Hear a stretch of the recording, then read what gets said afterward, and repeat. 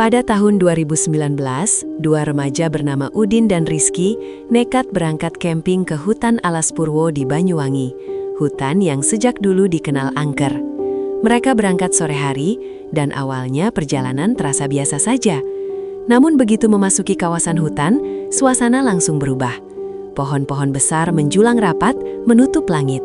Udara terasa semakin dingin, dan saat maghrib tiba, jalanan mendadak sunyi seperti tidak berpenghuni. Mereka sempat berhenti di sebuah warung pinggir jalan. Saat penjaga warung mendengar tujuan mereka, ia terkejut dan terdiam beberapa detik, lalu berbisik pelan. "Hati-hati ya, Dek." Nada suaranya terdengar seperti peringatan. Kebetulan malam itu bertepatan dengan malam 1 Suro. Perasaan Rizky mulai tidak enak, tetapi mereka tetap melanjutkan perjalanan. Di tengah hutan yang gelap, motor mereka tiba-tiba mogok. Udin yang kesal langsung mengumpat kasar. Suaranya menggema di antara pepohonan. Beberapa detik kemudian, dari kejauhan muncul seorang kakek berjalan pelan mendekat. Dengan suara berat ia berkata, "Hati-hati, jangan aneh-aneh, jaga sikap kalian." Kakek itu mengusap motor Udin, dan anehnya, mesin langsung hidup. Namun saat mereka menoleh untuk berterima kasih, kakek itu sudah hilang tanpa jejak. Bulu kuduk mereka meremang, lalu mereka segera menancap gas. Tepat pukul 8 malam mereka tiba di padang sabana luas dengan sebuah pendopo berdiri di tengahnya. Beberapa orang berpakaian kuno khas Jawa terlihat membersihkan tempat itu dalam diam. Mereka langsung meminta izin kepada juru kunci yang ada di pendopo untuk mendirikan tenda, dan malam pun semakin larut. Karena tidak bisa tidur, Udin dan Rizky keluar tenda untuk mencari angin. Dari kejauhan mereka melihat pendopo kini dipenuhi banyak orang. Saat mereka mendekat, semua orang di dalam pendopo tiba-tiba menoleh bersamaan dan menatap kosong ke arah mereka. Suasana langsung mencekam. Tiba-tiba seorang penari masuk, bergerak pelan diiringi gamelan yang lirih dan sendu.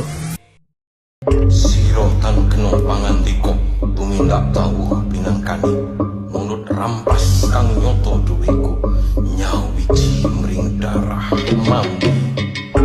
Yo iso kang pantau sedoyo, ayo lo datang sini, nganti siro makotong to, memekan pati, mati kepati. Juru kunci datang membawa sesajen dan mengajak mereka masuk ke sebuah ruangan. Di dalamnya terpajang patung dan lukisan yang dipercaya sebagai Ratu Kidul. Udara di ruangan itu terasa jauh lebih dingin. Tak lama kemudian mereka diajak ke pantai Alas Purwo. Malam itu ombak mengamuk ganas, menghantam keras seolah ingin menyeret siapapun yang mendekat. Dengan suara datar, juru kunci berkata, "Siapapun yang berenang di sini tidak akan selamat." Rasa takut mereka memuncak. Mereka segera kembali ke tenda dan tanpa sadar tertidur. Sekitar pukul 3 dini hari mereka terbangun dan mengecek pendopo yang kini sudah kosong dan sepi, tidak ada siapapun. Pagi harinya mereka bertemu seorang pria bernama Mas Slamet. Saat Udin dan Rizky bercerita bahwa semalam mereka ditemani juru kunci, wajah Mas Slamet langsung berubah bingung. Ia berkata pelan, "Juru kunci yang mana?" "Saya juru kunci di sini." Suasana mendadak sunyi. Wajah Udin dan Rizky pucat. Tanpa banyak bicara mereka segera berkemas meninggalkan tempat itu. Namun saat hendak pergi, Rizky tiba-tiba merasakan sesuatu, seperti ada yang memperhatikan dari belakang. Angin pagi berhembus dingin. Dengan ragu ia menoleh perlahan, dan seketika tubuhnya membeku. Di depan pendopo berdiri sosok juru kunci lengkap dengan sosok-sosok semalam yang mereka temui. Dia menatap kosong lurus ke arah mereka, seolah mereka hanya ingin bertemu dan menunjukkan sesuatu kepada Udin dan Rizky. Lalu, sosok itu perlahan menghilang ditelan kabut tipis hutan Alas Purwo.